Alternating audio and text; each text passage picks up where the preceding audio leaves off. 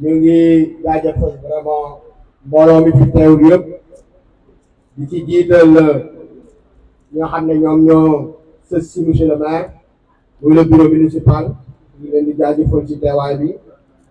di jaajëfal également les conseillers techniques du maire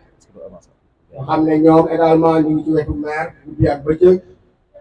di jaajëfal les conseillers municipaux ci seen teewaay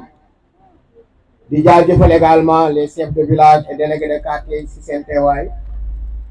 di jaajëfal les chefs de service nga xamante ne si déplacé wu nañ ñoom uyu si bés bi ñu ngi leen di jaajëfal bu baax a baax di jaajëfal particulièrement les enseignants ak les directeurs d'école yi leen accompagner yëpp di jaajëfal également ñëpp ñi nga xam ne rot si nañ si jotaay bi mais di ci dalal jaajëf suñu jigéen ñu ñaaw lii parce que gis nañ taxawaay bu baax a baax di jaajëfal également le personnel de la mairie parce que gis nañ taxawaay bi également di accorder une attention benn jaajëf bu spécial ci sunu gan monsieur Ndiaga Sy ñu bëggoon ko Ndiaga Seck ñu bëggoon ko présenter rek monsieur Seck s'il vous plaît. Monsieur Ndiaga Seck est l'ami du président de la République monsieur Bassirou Diomaye Diakhar Faye. sunu borom def également mu dëkk ci sunu arrondissement nekk donc koo xamante ne si piste bi nga xamante ne si le président am na lu mu soxla woon ci monsieur le maire man teewe naa jotaay boobu moom moo ko jiite woon donc vraiment monsieur Seck merci beaucoup pour la présence merci pour la confiance et merci pour l'accompagnement également jërëjëf donc cérémonie bi ni muy demee comme ginnaaw imam ñaan na ba pare nañ jox kàddu gi chef de village mu dalal normalement monsieur Souko Diouf moo doon dalal mais comme teewu fi ñu jël monsieur chef de village Aliou Samb au nom de tous les chefs de village mu jël kàddu gi bu paree ñu jox kàddu gi la présidente de la commission éducation et formation madame Thioro Gaye après moom ñu jox kàddu gi le responsable du CODEC xam ne moom moo jiite directeur d'école yëpp bu ñu paree ñu jox kàddu gi le président de la commission jeunesse sport et loisirs Abdoulaye Ngom Wade bu ñu jógee ci moom ñu jox kàddu gi le président de l'ODCAV jox également le président de la zone jox le secrétaire général moom nag tey day am ñaari casquette dafay ñëw représenter l'IEF l'inspecteur de l'éducation et de la formation de Sangalkam mais ñëw tamit jiite ànd ak délégation monsieur le sous-préfet donc il va parler et au nom du préfet et au nom de l'inspection bu ñu paree nag ñu jox monsieur le maire Alpha Bokar Xuma mu sànni ci ay kàddu waxtaan ak njabootam. Nous donnons la parole à la présidente de la commission éducation et formation madame Thioro Gaye, et que nous devons reconnaître au niveau du conseil municipal, monsieur le maire, madame Thioro Gaye et la commission éducation formation bokk na ci commission yi gën a dynamique et loolu vraiment ça mérite des applaudissements. Bravo la grande dame, bravo la dame de fer. Merci beaucoup Dabo. Auzu billahi minash shaytanir rajim, bismillahir rahmanir rahim. Monsieur le sous-préfet de l'arrondissement de Sangalkam ou son représentant, monsieur le maire de la commune de Sangalkam, monsieur l'inspecteur de l'éducation et de la formation de Sangalkam et collaborateurs, mesdames, messieurs les chefs d'établissement et équipes pédagogiques, chers collègues conseillers municipaux, chers collègues enseignants, chers élèves et étudiants, chers parents, chers invités en vos rangs, grades et qualités. Je voudrais tout d'abord rendre grâce à Dieu qui nous a permis encore une fois de nous retrouver ici, dans la commune, pour la remise de matériel scolaire aux écoles élémentaires publiques et aux daara, mais surtout d'avoir notre maire à nos côtés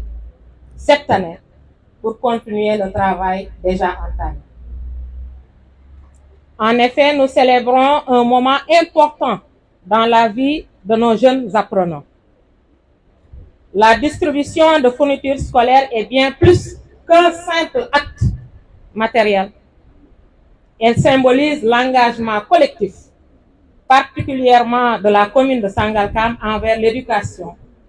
et l'avenir de nos enfants. Cette année, en plus de la distribution de fournitures, la commune a engagé la construction de 20 salles de classe. Certaines sont déjà réceptionnées, d'autres sont en voie de l'être. Raison pour laquelle cette année, on a un peu diminué le matériel scolaire. Sachant que la classe est un intrant de qualité, nous encourageons le maire à continuer dans ce sens afin de permettre aux élèves d'étudier dans de très bonnes conditions. Parce que imaginez, dans certaines classes, on dépasse 80 élèves.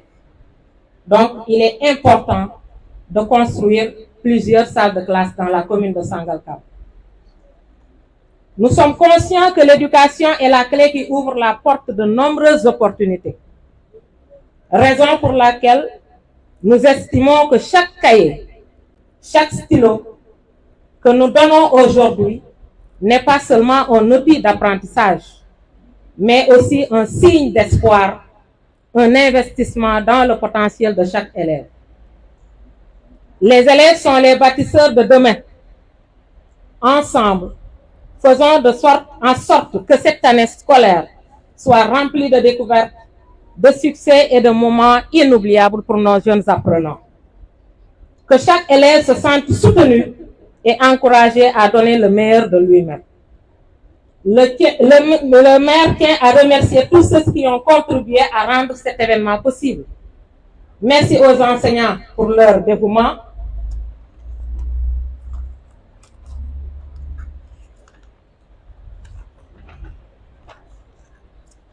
Pour leur accompagnement,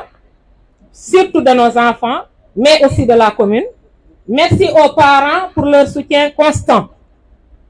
Félicitations à l'IEF de Sangalkam. Je tiens vraiment félicitations pour les bons résultats que vous avez eus cette année, pour l'année académique 2023-2024. La commune continuera toujours à accompagner les enseignants et les élèves pour avoir d'excellents résultats comme elle l'a toujours fait. Je ne saurais terminer mon propos sans remercier naturellement les membres de la commission, surtout Abdoulaye Wade, mon adjoint, qui n'a cessé de m'accompagner et qui répond toujours à l'appel. Mention spéciale au directeur d'école, président de CODEC, M. le doyen Fall, ici présent, et M. Sissé, les présidents des CODEC, pour leur engagement et pour leur disponibilité. Je vous souhaite à tous une excellente année scolaire et vous remercie de votre aimable attention. ma sànni ci quelques cadres rek ci wala kon ñoo ngi nuyu képp koo xamante ne yaa ngi fi teew tey ngay autorité préfet autorité académique nuyu monsieur le maire te bu ma nuyoo monsieur le maire nuyu naa bureau municipal nuyu conseiller yëpp nuyu autorité yi fi toog yëpp parents d'élèves yi fi toog tey mu nekk moment boo xamante ne c'est un moment solennel ñu jagleel ko école yi nga xamante ne ñoo nekk ci commune bi comme niñ ko daan defee chaque année ren aussi monsieur le maire débloqué des millions et des millions pour jox xale yi li nga xamante ne mooy ay fournitures scolaires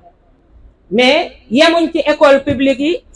française mais daara yi aussi am na loo xamante ne maire jagleel nañ leen ko te am na loo xamante ne mi ngi leen koy jagleel encore ci kanam am na leneen loo xamante ne mi ngi koy waajal mu nekk nag loo xamante ne fii ci commune Sangalkam depuis que ñu fal maire chaque année daf koy def muy loo xamante ne dafay jàppale parents yi jàppale élèves yi jàppale askan bi jàppale IEF bi kon loolu monsieur le maire ñu ngi la ciy encouragé bu baax a baax ren nag bu ngeen seetloo am na loo xamante ne wàññi nañ ko tuuti ci matériel bi waaye li ko waral mooy maire dafa ne classe intrant de qualité la xale yi dañuy tàncaloo ci biir classe yi kon am na loo xamante ne il faut ñu régler ko mooy effectif yi nga xamante ne c'est des effectifs pléthoriques dans les classes dañuy tabax ay classes yu bees pour que xale yi mën a nekk dans de bonnes conditions kon loolu lu jara sargal la lu jara magnifier la donc monsieur le maire parents yi kontaan nañ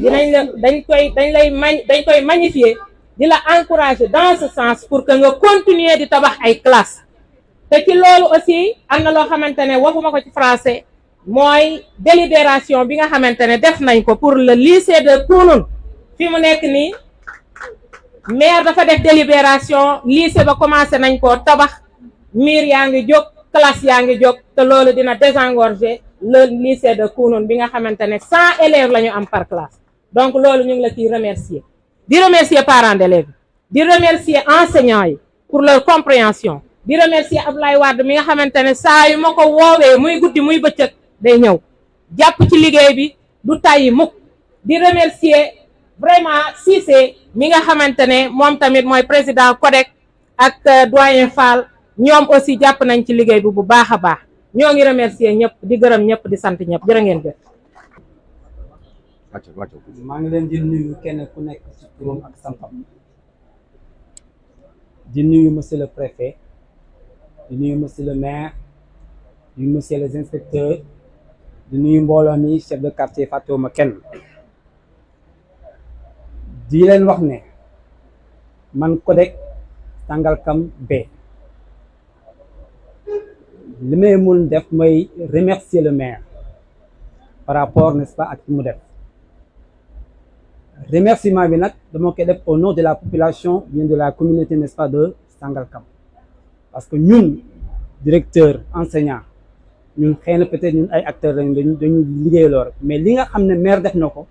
population bi la ko defal waaye nag bi mu ko defal population aussi dañuy jombal ñun quelque part suñu liggéey si loolu lañ koy santé di ko ñaanal li nga xam ne sumb na ko yal na ko yàlla may mu sottal ko jàmm di jeexalee si ay doléance ndax man ba ñuy commencé fii oo na ñu waxtaan ba am na loo xam ne bëggatoon nañ ko ci soxla muy risographe parce que risographe dafa nekk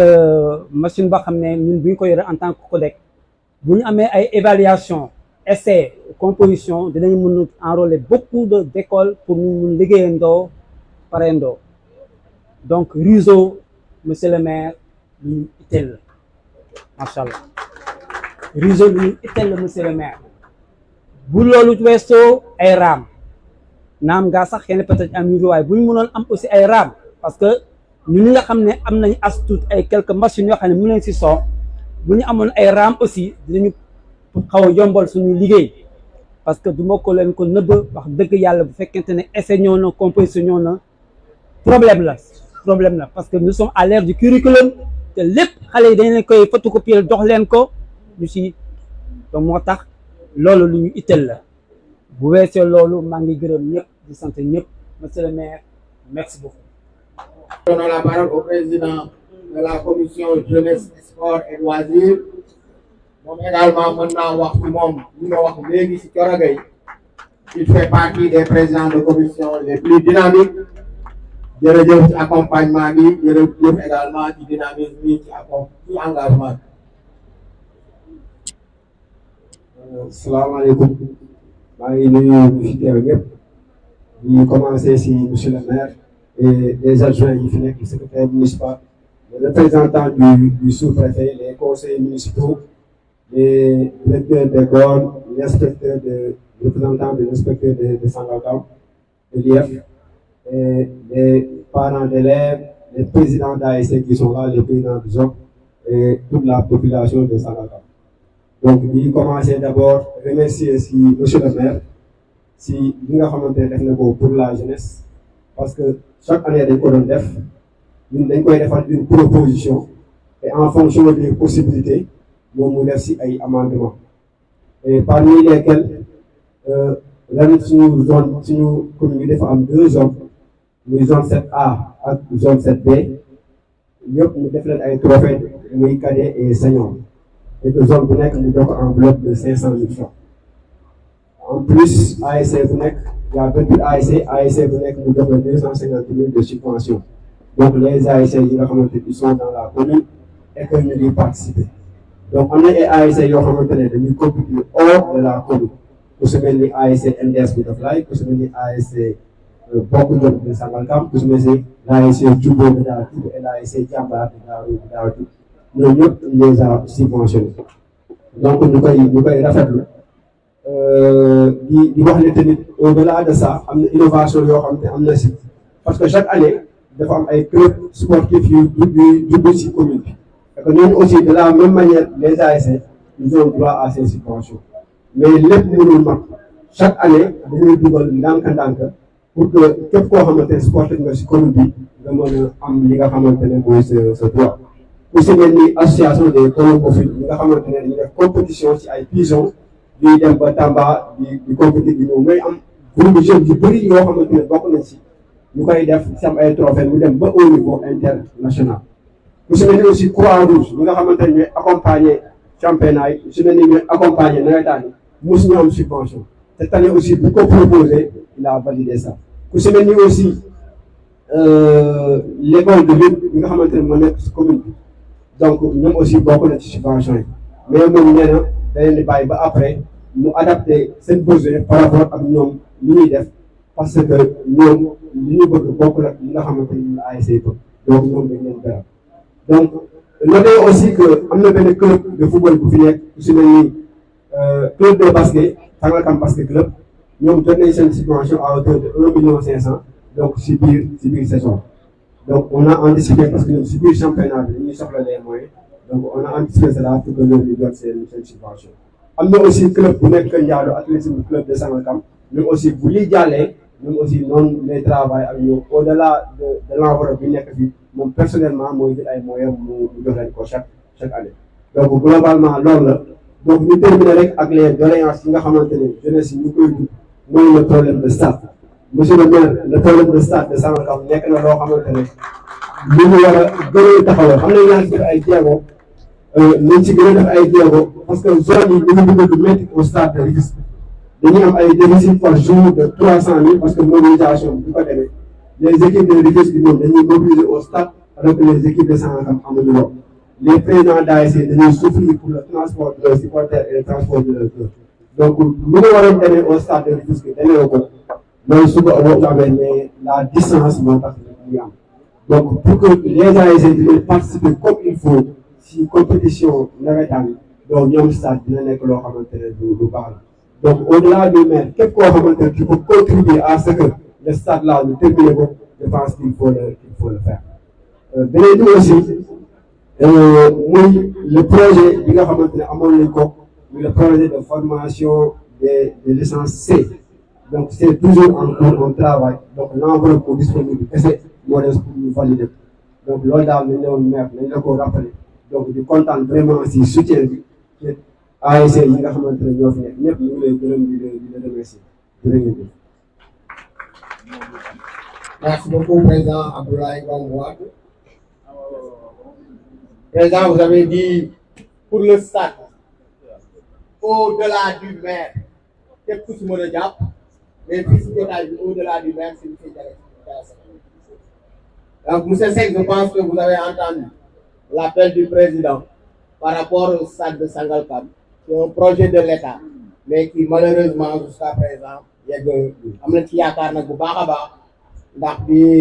son excellence, M. Bassirou Diomaye Diakhar Faye ñëwee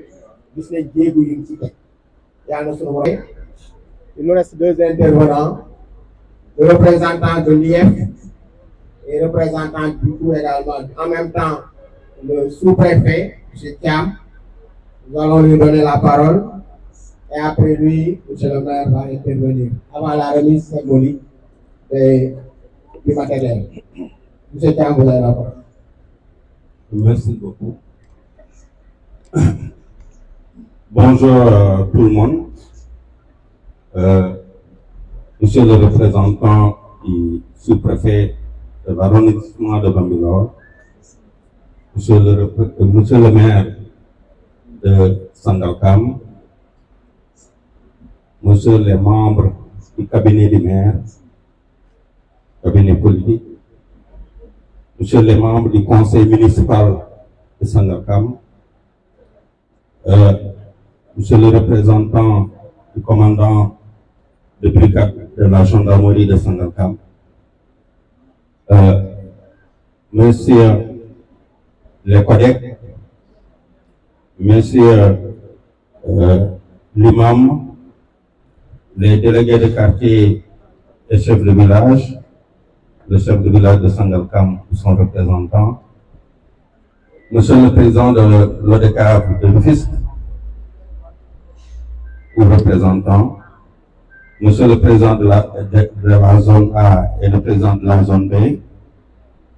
Messieurs les présidents des ASC, chers parents, chers enseignants,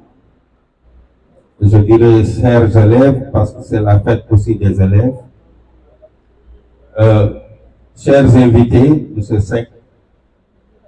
et l'ensemble des invités en vos titres et rangs, je prends la parole pour porter un peu la voix à la fois du sous-préfet de Sangalkam, de l'arrondissement de Bambilor et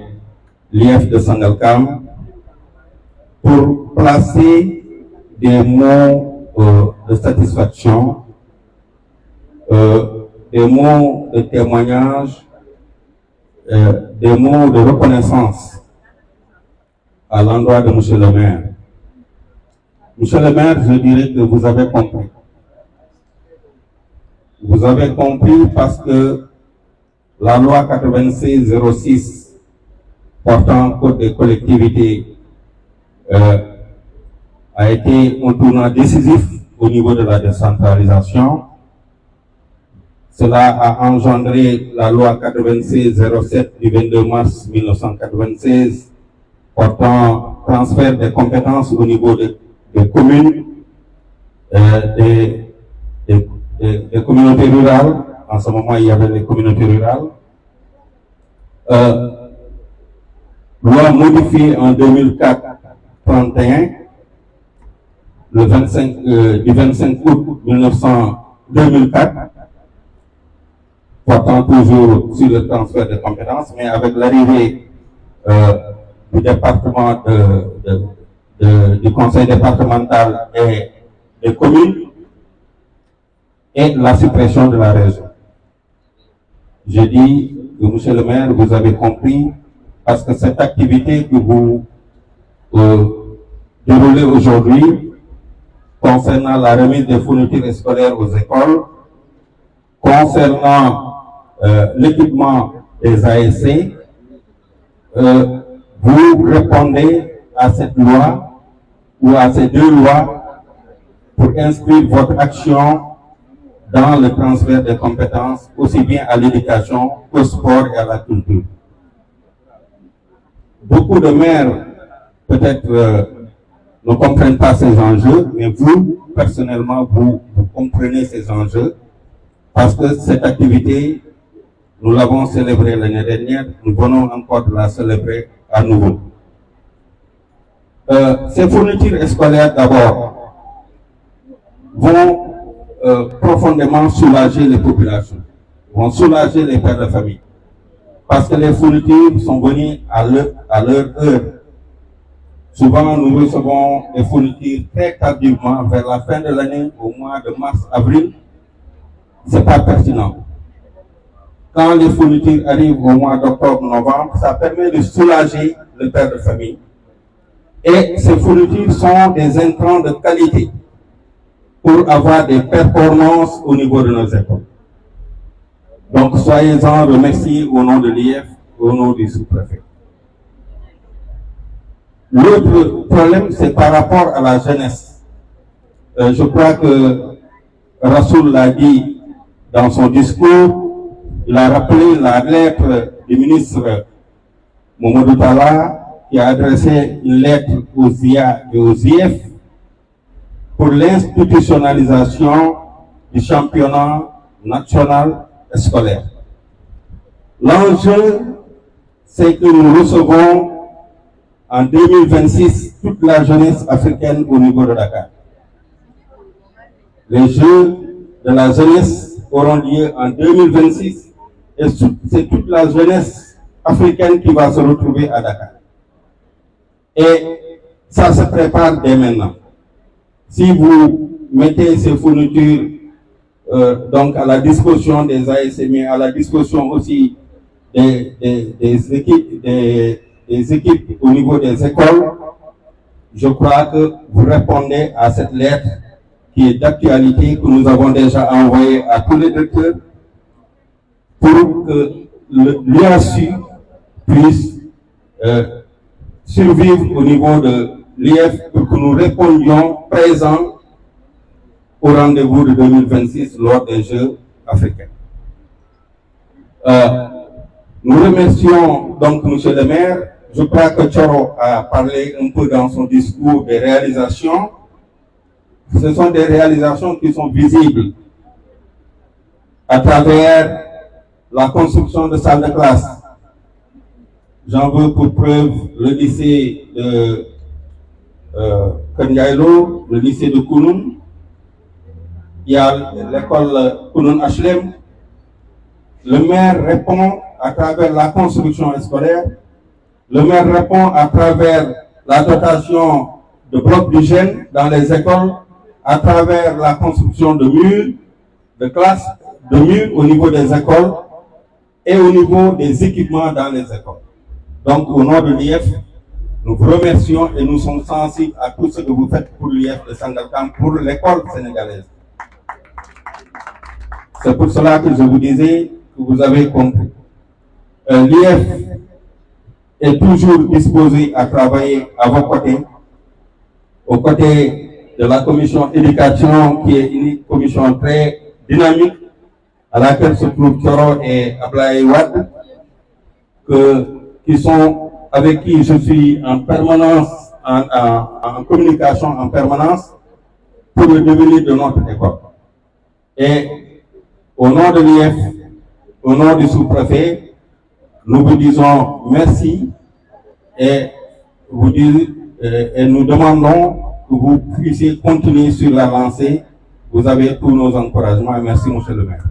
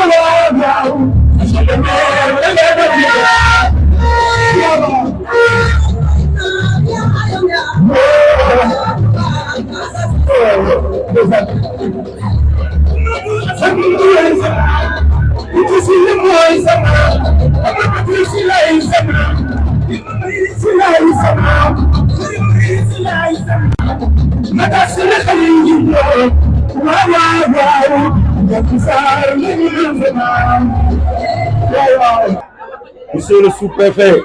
de l'arrondissement de Sangalkam, représenté ici par son secrétaire particulier Ahmed Boy et sa délégation, monsieur le inspecteur d'éducation et de la formation de Sangalkam,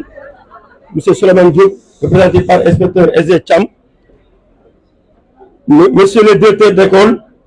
monsieur le président des zones 7A et B, Cheikh Diop et Ablaye Wadongom, monsieur le président des imams et éléments de la commune de Sangalkam, Ousseyn Daro Diagne, monsieur le président du comité des sages, chers notables, chers enseignants, chers invités à vos titres, rangs et qualités. Ce lundi 11 novembre 2024 est un rendez-vous très important de la commune avec les écoles élémentaires et les ASC de notre périmètre communal. Chers directeurs d'école, la remise des kits scolaires est inscrite dans notre agenda. Nous y avons toujours attaché une très grande importance. D'habitude, les kits étaient toujours disponibles en début d'année. Ce léger retard est lié à la création de 24 salles de classe dans la commune pour élargir notre carte scolaire. C'est sous ce registre que nous sommes en phase de construction de nouvelles écoles élémentaires comme celle de Ndiaharat 2, de Daritchouk 2, Sangalkam 3 va bientôt suivre. Ici ajoute que nous avons aussi acquis 1000 tables bancs pour équiper nos établissements. Bientôt, ces tables bancs seront disponibles. Ce lourd investissement n'a pas manqué d'impacter sur nos finances. Il nous fallait trouver des moyens additionnels pour satisfaire la légitime demande de nos directeurs d'école en kit scolaire. Chers directeurs, voilà donc la raison qui explique cet léger retard dans la remise des kits. L'enseignement alimentaire est une compétence transférée. C'est fort de ce constat que nous avons mobilisé 15 millions de nos francs CFA pour répondre à vos attentes. 2 nouvelles salles de classe ont été déjà réceptionnées à l'école élémentaire de Kounoungalap. 2 nouvelles salles de classe sont aussi en construction à l'école de Sangalkam 2, 4 à Ndiaharat 2, 4 à Daritchouk. 4 nouvelles salles de classe sont aussi en construction à Ndiaharat. Dans notre tableau de réalisation, nous avons inscrit la clôture de murs des écoles de Kendiano 4, Kounoun 2, l'école élémentaire des HLM qui va aussi bénéficier d'autres salles de classe. Nous comptons donc maintenir le cap de réalisation pour la bonne marche de l'éducation dans notre commune. Nous saluons vivement la contribution de l'État du Sénégal dans ce domaine. Le nouveau lycée de Sangalkam sera bientôt inauguré. Le nouveau lycée de Koun sera bientôt aussi construit. Les travaux sont en cours. Chers directeurs, chers partenaires, nous renouvelons ici le pacte qui nous lie. En définitive, mes portes seront toujours ouvertes. Et en ma qualité de premier magistrat de la commune de Sangalkam, aucun effort ne sera de trop pour régler les problèmes liés à l'éducation dans notre commune. Votre mission est plus que noble parce que vous contribuez à parfaire à la fois les esprits et les corps. Un esprit sain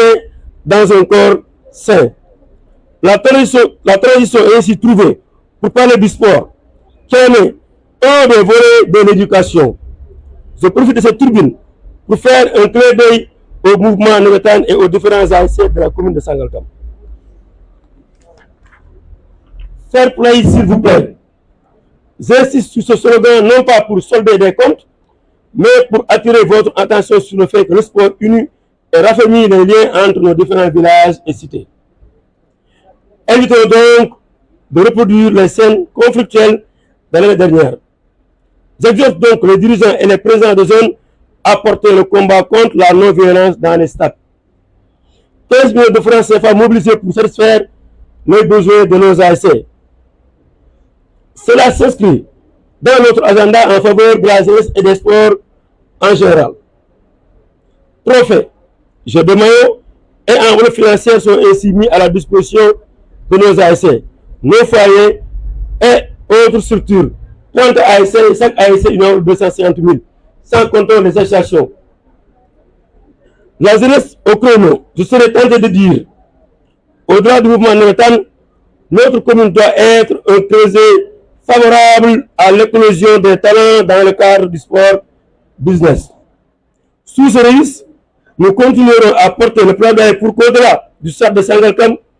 des stades fonctionnels puissent voir le jour dans la commune pour vous éviter des déplacements à Rufisque. En définitive, nous prions encre et foi pour le Navétane sous-tendu, pour le fair play dans la commune de Sangalkam. Non à la violence, non à la violence. Je vous remercie de votre aimable attention.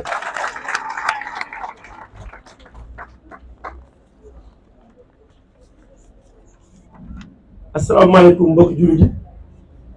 ginnaaw bi ñu sant yàlla julli sang yi Muhammad sallallahu alayhi wa sallam ñu ngi nuyu ñu fi teew ñëpp kenn ku ci nekk ci turam ak santam di leen baal ak di leen baal wax di jégalu ci toogaay bu yàgg bi ndax tey lundi le jour ouvrable la mais il fallait que vraiment ñu def la cérémonie ndax xam ngeen ne école bi léegi yàgg na kon ñu ngi nuyu ñu fi teew ñëpp jiital suñu nuyoo du nuyu le sous-préfet empêché ndax xam ngeen si élection la ñu nekk actuellement il est dans son bureau ak son adjoint nekk ci liste yi donc mais son secrétaire particulier Ahmed Ba que je connais très bien nekk suñu xarit depuis 2013 ñu semaine ensemble ak délégation bi àndal donc bu ñu ñëwee teew fi mel ne ni teew na waaye di beral nuyoo chef de Sangalkam mu ngi doog a ñëw moom it ñu koy dalal ci arrondissement de Sangalkam di ko wax di ko gunge danañ ko accompagner parce que l'éducation occupe une place de choix dans notre programme 44/9/24 comme mon adjoint Djibi Ndiaye xam na ko xam na ci dara bu baax a baax a baax donc foofu may dugal di nuyu le bureau municipal Fadra mu ngi nuyu teew ak Djibi Ndiaye bu ñu teew ñëpp teew nañu da leen sant di leen gërëm waaye di bëral nuyu aussi les conseils municipaux yi toog ndax lu ñu mën tey rek ñoom la waaye di nuyu aussi loolu rek comment dirais les imams yi nga xamante ne ñoo fi teew nuyu chef du village bi nga xamante ne Aliou Samb jël na kàddu pour chef du village yëpp di ko yëmmante nuyu chef du village suñu waajur yàlla yokk wéram bàyyi ko suñu kanam ba si kanam waaye bëral nuyu Oustaz Daouda Diagne bi nga xamante ne mooy ci jil dafa ñu ñaan nekk suñu xarit boo xamante ne tout tey lu yàgg la démb la woon Oustaz jërëjëf maa ngi lay nuyu su ma nuyu naa imam yëpp ak imam Touré dañuy bàyyi imam yi teew ak yi teewul waaye bëral nuyu aussi les délégués quartier yi nga xam ne ñu ngi toog ñoom ñëpp kenn manqué wul sant leen gërëm leen saa bu ñu ootee ngeen bàyyi seen lépp ñëw donc en doyen Sissoko mu ngi yor téléphone bi moom it di Sissoko merci nga ñu bàyyi ma délégué quartier yëpp waaye nuyu aussi jaraaf Ablaye lii vraiment ñoom it dañ sor coutumière seen taxawaay rafet na ñu ngeen sant bu baax di leen gërëm nuyu la présidente de la commission éducation Thioro di ko sant di ko gërëm ci taxawaay bi ci liggéey bi ci engagement bi bu defee discours je pense que sax yóbbu na lépp te mënu ñàkk man meer ma jël kàddu mais discours bi mu def vraiment Thioro merci ci taxawaay bi ñu ngi sant di leen gërëm waaye foofu may wax li may wax ci yow di wax ci président Ablaye Wade nekk président zone 7B mais en même temps nekk président de la commission jeunesse sport fii ci commune bi Ablaye aussi merci waaye bëral na aussi représentant de l'ODCAV Rasoul vraiment merci aussi bu ñëwee ODCAV tey ñoom au niveau département ñoom ñoo war tànn du nuyu aussi le président de la zone 7A muy Cheikh Diop nuyu aussi Ndiaga Seck suñu grand frère tey mu ñëw vraiment démb ñu nekkoon Mbacké mu wax ko journée bi mu ne monsieur le maire tey dinaa ñëw Ndiaga vraiment merci pour le déplacement que ñëw contexte bi ñu nekk moo tax am na kàddu yoo xamante ne mënuñ ko wax mais yow xam nga ñun xam nañu en tout cas merci soo fi teewee ban teew nga fi war a teew dégg nga doléance dégg nga jafe-jafe yi te xam naa ne incha allah si kàttanu yàlla lépp ngi suñu kanam du nuyu aussi les sages à la tête Alaye Cheikh Wade maa ngi nuyu ñoom ngeen sant ñu gunge ci liggéey bi donc bu ñu tuddee Alaye Cheikh rek tur nañ ñëpp du nuyu aussi le collègue des directeurs école si jël si ñoom kàddu leur président à la tête ak monsieur Fall di leen sant di leen gërëm di wax ne aussi dégg naa doléance yi sama secrétaire municipal mooy amee benn note di ma wax ne bu examen yi egsee lépp leen doon soxla si raam bu doon ñëwee fii moom dina ci taxaw incha allah donc ñoom aussi ñu leen di bëri lu di nuyu tous les directeurs d'école yi nga xamante ne tey yéen leen teewal fii nuyu aussi la gendarmerie ñoom aussi door carré door sécurité bi donc saa su nekk ñun suñu wet duñu accompagner ci liggéey bi nuyu nag invité fi teew yëpp mënuñu leen kulim jum mais nag nuyu aussi les présidents d'ASC yi nga xamante ne ñu ngi fi teew 30 ASC fi teew yëpp kenn ku ci nekk jox nañu nuyu di la sant di la gërëm di wax ne gis nañu teewaay bi nuyu vraiment tous les responsables yi nga xamante ne à chaque fois dañuy mobiliser ñëw ànd ak ñun ci liggéey bi suñu jigéen ñi ñaawul nii la jeunesse góor jigéen mag ak ndaw gis nañ ñëpp commune bi kenn ku ne jóg nga ñëw accompagner saa su ne ngeen ñëw nekk suñu wet ànd ak ñun di ñu gën ci liggéey bi en tout cas merci beaucoup ñu ngeen sant leen gërëm tey nag lu ñu fi dajale muy cérémonie vraiment de remise des fournitures scolaires des kits à l'endroit des parents d'élèves suñu waxee parents d'élèves mooy suñu doom ndax xam ngeen ne éducation compétence transférée la dafa nekk li ci SG wax leer na effectivement ñun nag c'est pas une première at mu jot depuis 2022 bi mooy 3e édition xooluñu ne am na commune yu fi nekk defuñu ko suñu devoir war ko def mu nekk loo xamante ne budget boo xamante ne dañ ca prévoir kon nag loolu dañ ko war a jël delloo ko vraiment le monde éducatif moo tax à chaque fois duñu jël les moyens qu'il faut jël toutes les dispositions daaw on a casqué 20 et quelques millions mais ren gis nañu enveloppe bi 15 millions la li ko war a lenn kese la mooy dañuy commandé 1000 table banc xam nga 1000 table banc 25 000 c'est de l'argent boo ñëw si ñoo tabax ay salle de classe la dëkk mu ngi màgg mu ngi yaatu ba demee Njaxeer benn école moo fa ne ren Daara Cub benn école moo fa ne Sangalkam ñaari école élémentaire ñoo fa ne kon ñu war a yokk école yi ndax saa weekend ngeen gis ne ñun ñaa ngi toxu si dëkk bi cité yaa ngi gën a yaatu moo tax ñu ne dañuy prioriser tabax ay salle de classe yu bees daaw lañ ci mënatoon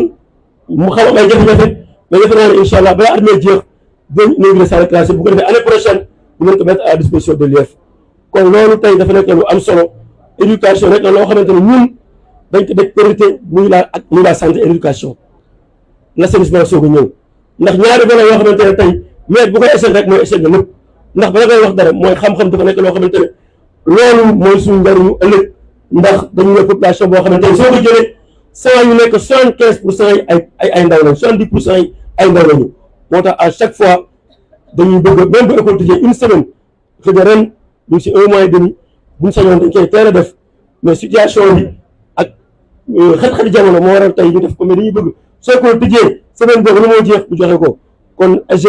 ñu ngi lay sant di la gërëm di wax ne dégg nañ la incha allah dinañ liggéey laa mais dans la mesure ñun mënuñu dem sans yéen yéen di mënu dem sans yéen kon li ñu war mooy ñu ànd liggéey pour vraiment accompagner l'éducation au niveau de Sangalkam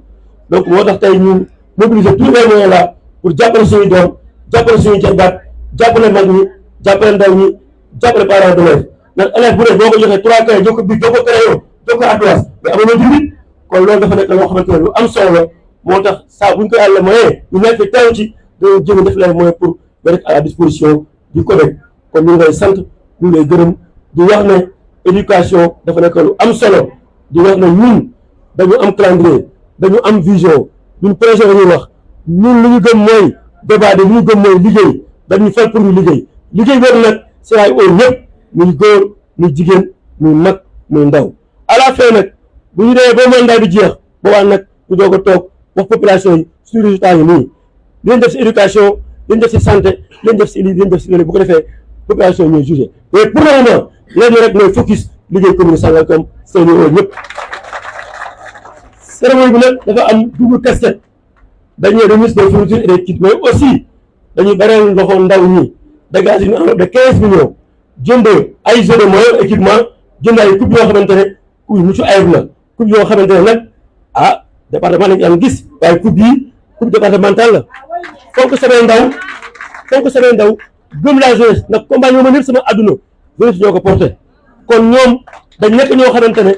aw ma seen fay moo tax bi ñu waxee moom utal ma coupe yu bakkane mais nag foofu mu leen di ñaax déwén football foo ak la yàlla dafa def ñu ko ci commune boo xamante ne ay village ñoo composé ay mbokk lañu ñoo bokk ndey ñoo bokk bàyyi daaw li fi xew li ñu wax ngeen gis ngeen ko ñu génne ay moyens dem stade benn ñaari zone yëpp muy zone 7A zone 7B joxe ñu trophée loolu vraiment du rafetul si image yu Sangalkam loolu moom li ñuy wax rek dafa yem bu mu amaat ndax loolu du le maire loolu commune Sangalkam ngeen ko def dafa ne commune Sangalkam la parce que li ñuy wax mooy commune bi kat nii wala nene waaw Seydou Ndaw dañoo violent te loolu war na mën a ñàkk kon sport dafa war a boole ñun ñoo bokk lépp may ñaan yàlla nawetaan yi ñu ngi commencé si jàmm mu terminé si jàmm ñu def ko une fête xam ne sport dafa war a boole dafa war a unir mais warul diviser wu rawatina ñu war ay village bu ñu def fii fu village buñ ci dugal politique lu mu dugal da koy yàq ndax am na ñoo xamante ne saa bu ñu xëyee si réew mi bëgguñu jàmm am si réew mi ñun nag jàmm nañ ñaan ndax jàmm mooy li nga xamante ne mooy war a jiitu ci lépp lu amul jàmm soxlawu ñu ko fi kon tey le président d'ASC yéen laay sas le président de la zone 7A et de la zone 7B Cheikh Diop Abdoulaye Wade yéen laay sas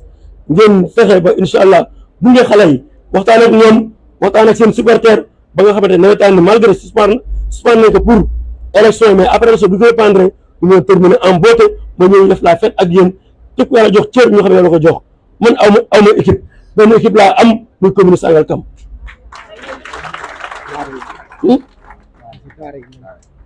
benn équipe laa am soo gisee mu wax loolu mooy xam nga seytaane waxul dëgg mais yàq na xel moo tax ma ne man benn équipe laa am muy équipe bu Sangalkam ne ko na président ASC Kër Ndiaye Ro pendant des années jël trophée yu bari mais lépp si dal ak jàmm dañ ko doon jëlee tey nag man la yàlla jël man maire la aw ma équipe yëpp sama équipe lañu am na équipe yu toog fii avant ma jox subvention yi jàppale naa leen ñii 100 000 ñii 200 000 ñii 300 000 bokkul ak lii te li may wax su lee amul ñoom ngeen ko weddi ndax subvention yi yéex na ñëw des fois ñoom ay jafe-jafe sollicité ma non monsieur le maire am nañ problème bii mu jël en parce que man dama gëm espoir dama gëm ne un maire da nga war a jël population da nga war a nekk ak ñoom loo bokk loo am nga bokk ak ñoom te loolu su dee foofu propre laa ko doon defee di wax ne aussi ñu may fàttali ne ma daara yi aussi dañu beral loxo su ngeen gisee basan yëre ak satala yi daara yi ñoo ko moom ndax daara yi dafa nekk lu am solo te bëgg nañu maa ngi koy benn Habib Wade moom mooy seen président ma ne ko dinaa organiser beneen cérémonie boo xamante ne partenaires yi nekk ci commune bi yëpp naa leen oo def leen demande jàppale ma ci ay kaamil ci ay lal ci satala ci madaar ci ay matelas ci ay yëre oo daara yi fi nekk yëpp mu jàppale leen ndax ku wax daara wax nga lépp ndax bu ñëwee imam ñu ne daara kon daara yi aussi waruñu dellu ginnaaw pour à chaque fois su doy mel ni dañu di bàyyi xel mais xam nañ seen i doléance xam nañ seen i bëgg-bëgg donc incha allah dinañ organiser benn cérémonie boo xamante ne dinaa soxla nag vraiment le bureau municipal ak les conseils ak le sama cabinet ñu waxtaan ci xool naka la ñu mën a jàppale daara yi ndax ku bari na ay daara yu fi ne dëkk yëpp foo dem di nga fekk lu mat 10 wala 15 écoles yoo xamante ne tey Alxuraan lañu jàngale te ñooñu aussi si lañ bokk ndax mbaam gàtt waaye suur bi la bokk kon ñooñu aussi ngeen di bàyyi loxo ngeen di bàyyi xel bu ko ñu ngi sant ñëpp di gërëm ñëpp di wax ne daal am nañu mbégte am nañ contentement tey ànd ak le sous-préfet ànd ak les autorités ànd ak l'IEF ànd ak les enseignants le conseil des écoles pour vraiment jëmmal bis bii kon nag ñu ngi sant ñëpp di gërëm ñëpp di wax ne ñu ngi wax ne fi ñu jëm dafa nekk foo xamante ne fu am solo la li may oote ci commune bi mooy ñu juboo bokk ndey bokk bàyyi ñëpp jàpp ci xam ne tey commune bi dama ci def naa maire ñoo ko bokk kenn ku ne am nga ci cër kon nag ñu ngi gërëm ñëpp di sant ñëpp mën ñu guddal kàddu yi ndax kàddu yi tëkk nañu lépp waaye ñu may fàttali stade bi xam ngeen damaa xaw a sonn dama Mbàkke laa nekk ba 4 heures du matin donc 5 heures laa ñëw ce n'est pas facile mais di wax rek ne lii dul si nag bi xajul si cin li stade bi nag su ma waxoon ba jeex te waxuma sax du ma lu ma neex ndax dañ ci def jéego yu am solo bii gouvernement bees bi ñëwee son excellence le président bi Bassirou Diomaye Faye laa bind ñaari lettre benn ma adressé ko benn ma adressé premier ministre parce que tey boo xoolee Sangalkam commune amuñu benn stade boo xamante ne tey fa la ñuy joué stade Sangalkam moo fi nekkoon mu ngi en chantier depuis des années chantier mu ngi taxaw Kër Ndiaye loolu terrain ba fa nekk bu nawet jotee dafay fees ndox kon tey foo dem ci dëkk yi am nañ problème stade am na ASC yoo xamante ne sax amuñu fu ñu entraîné amuñu fu ñu fubal kon nag stade bi nga xamante ne tey ñun ñoo ko bokk ñun ñëpp mën na sax Sangalkam mais arrondissement bi ñu ñu war def nañ ko le directeur bi nga xamante ne mooy directeur de la justice Hadj liggéey recevoir naa ko premier ministre moo koy commandé moo ko oo ne ko wala maire Sangalkam jéem toog ngeen waxtaan bi mu ñëwee ànd naag moom ñu xool stade bi mu ñëw fii ma recevoir ko ñu waxtaan si actuellement lenn moo ñu téeméer ministère des finances moo war a annuler contrat bi su annuler contrat bi ñu defal entrepreneur bi les démarrage des travaux yi te incha allah après élection yi j'ai appelé le ministre des finances moom moo ci des jël toutes les dispositions pour que vraiment entreprise bi def na ñu war def lépp ki war a commencé liggéey bi ñëw na fi recevoir naa ko même solution tutelle bi nga xamante ne mu ngi nii enveloppe bi nekk 500 millions démarré nañ travaux yi boo leen duggee fii di ngeen gis travaux yi mu ngi évoluer donc ñu ngi sant yàlla donc projet fii nekk yëpp ñu projet état yi fii nekk yëpp stade bi moo ci desoon ak centre culturel bi centre culturel bi démarré nañ ko stade bi mën naa ne bu jógee ci élection bi incha allah ndax gëm naa ne incha allah il faut ñu tax tuuti na mënul ñàkk élection yi gagné nañ ko ba pare loolu kenn waxatu ko li des nag mooy bu ñu gagné ba pare espoir bi nga xamante ne la jeunesse du Sénégal espoir bi nga xamante ne mag ñi ak ndaw ñi am nañ ko sur le président de la République son excellence Bassirou Diomaye Faye ak le premier ministre yàlla ko yàlla mën mottali te projet yëpp mu ngi suñu kanam di wax rek ne ñu bañ a yàkkamti xam ne dina xëy sotti ñun de vraiment suñu xel dal na te incha allah muy stade bi dana ba pare danañ ko inauguré jëbal ko vraiment les ASC muy centre culturel bu Sangalkam dana pare soo lii dañ ko inauguré lycée bi inauguré dañ ko inauguré incha allah jàppoon nañ date mais dafa nekk période électorale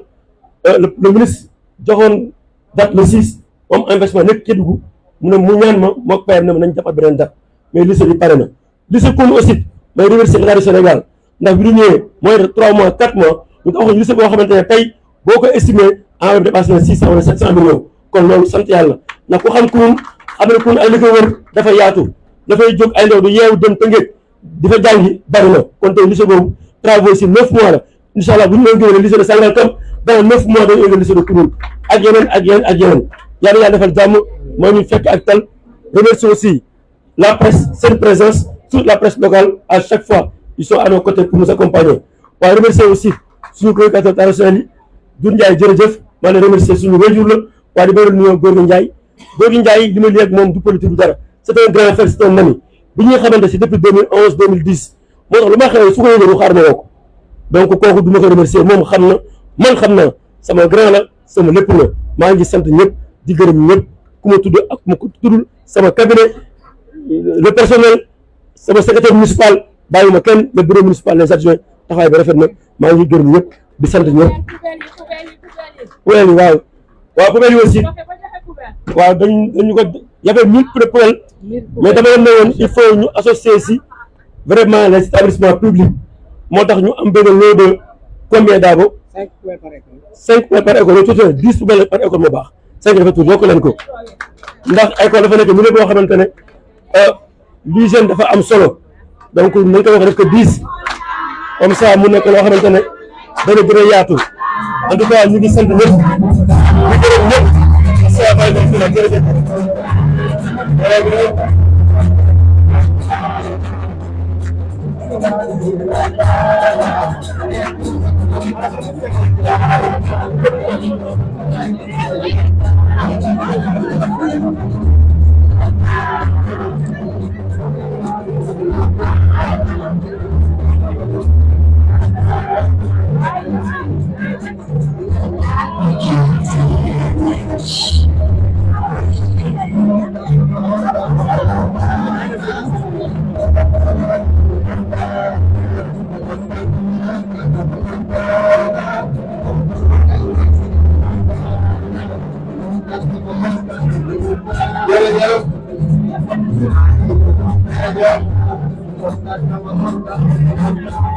jërëjëf donc sans plus tarder dañuy procéder à la remise mais ñu xam ne rek remise bi ñuy def fii ce sera une remise symbolique wala ñuy dukki rek ñenn ci ASC yi jox leen ñenn ci école yi ñu jox leen mais ñi si des bu autorité yi retiré wu madame le maire Kerogay ak monsieur le maire Abdoulaye Ngom Wade dinañ yeggali liggéey donc sans plus tarder dañuy wax ñu indi pour la zone 7 ñoom jarul naan ñu commencé école yi. L'école de Sangalkam 1 le directeur. Ah mon ami est prêt.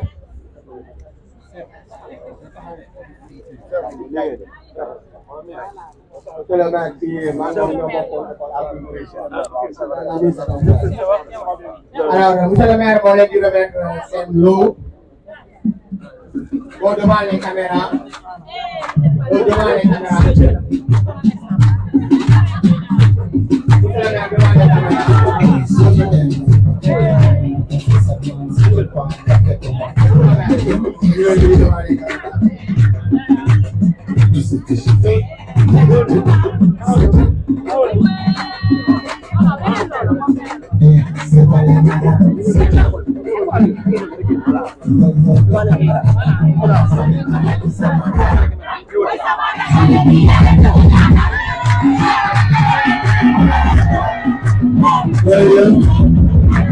Merci beaucoup.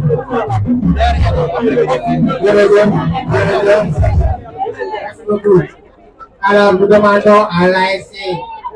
Thiossane, avec la zone 7, comme ça la zone recevoir les trophées et également Thiossane recevoir fourniture. Donc, voilà, chers accompagnés de l'ORECA, nous jox leen les trophées.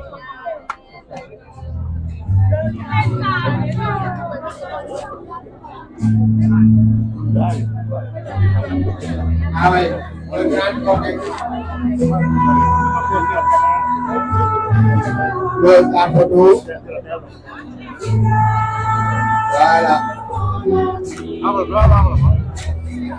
ak benn enveloppe pour la zone également. Merci, voilà. Pour le enveloppe.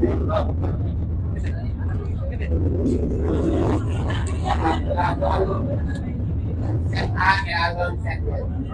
Merci beaucoup. Merci beaucoup. Voilà, donc, tout le monde, Inch'Allah, vous comptez,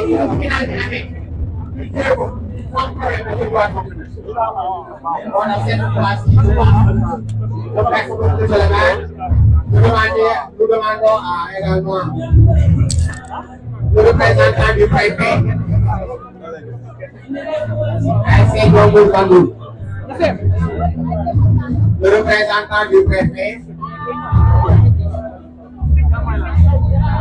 le représentant du préfet,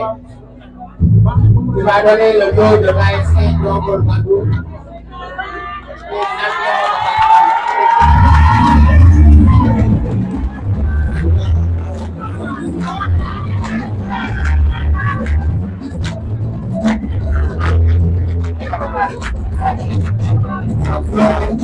ASC Djongol Bandou.